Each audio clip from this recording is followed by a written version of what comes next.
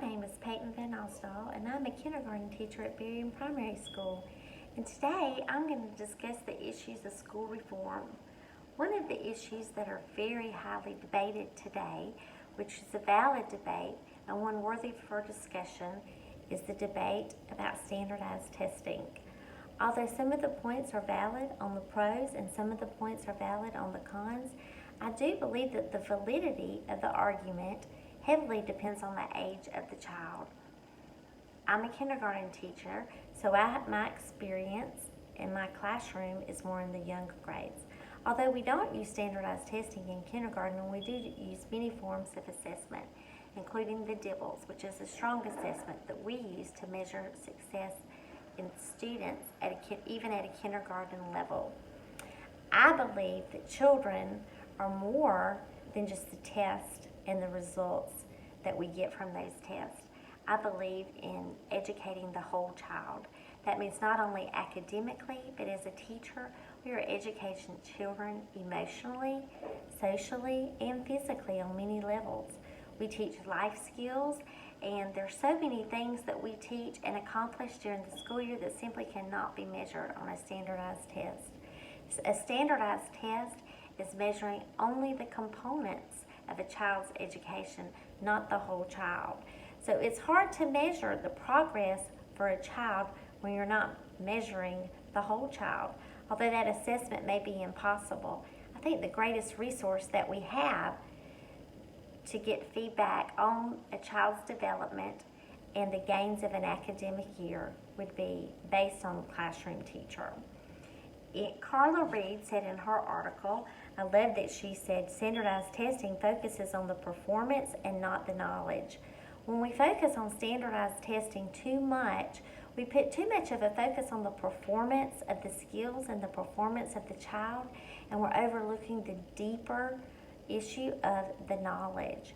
Sometimes children can memorize, sometimes it's in their short-term memory, sometimes children learn to be great test takers, but don't necessarily understand and have the background knowledge that they need to make those skills and that information become lifelong.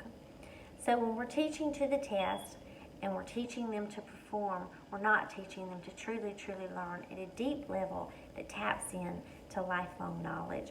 We want to teach our students to be lifelong learners. We want to teach them to love to learn. We want them to love school. And we want them to grow in all aspects of their lives. We want to see children grow emotionally. We want to see them grow socially and physically.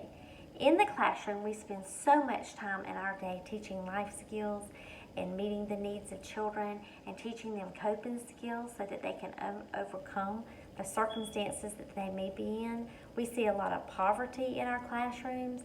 We see a lot of neglect in our classrooms. And these are things that we spend a lot of time nurturing and developing in children so that they can be well-rounded as a whole child, and they can be ready to succeed, and they can be prepared to be in a place to receive academically and to obtain that knowledge and to become lifelong learners. Therefore, become adults that can contribute to their communities and to society as a whole.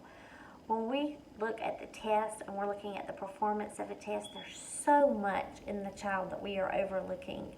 And we know that we may be preparing a child for a test, but we are not preparing them for life. And that is ultimately our goal as educators, is to prepare these kids for the next stage of life. Rivik says in her book that testing does not serve the purpose that we want it to.